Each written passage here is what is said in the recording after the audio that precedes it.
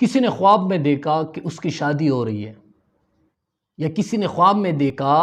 کہ اس کی اپنی شادی ہو رہی ہے، تو اس کی تعبیر کیا ہے؟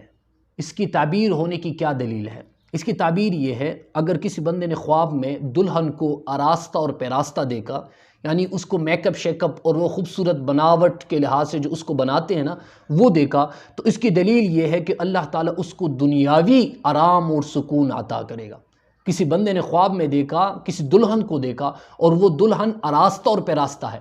اس کو میک اپ شیک اپ کیا ہوا ہے، اس کو خوبصورت بنایا ہوا ہے، تو اس کی تعبیر یہ ہے کہ اللہ تعالیٰ اس کو دنیاوی آرام اور سکون عطا کرے گا۔ دوسری تعبیر یہ ہے، اگر عورت سے شادی کرے تو عورت کی قدر و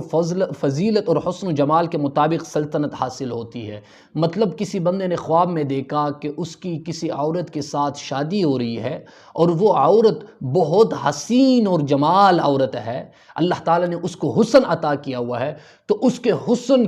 کی طفیل، جتنا اس کے پاس حسن ہے اتنے ہی اللہ تعالیٰ آپ کو مال عطا کرنے والا ہے۔ جتنا اس کے پاس زیادہ حسن ہوگا اللہ تعالیٰ آپ کو اتنا ہی زیادہ مال عطا کرے گا، جتنا کم حسن ہوگا اللہ تعالیٰ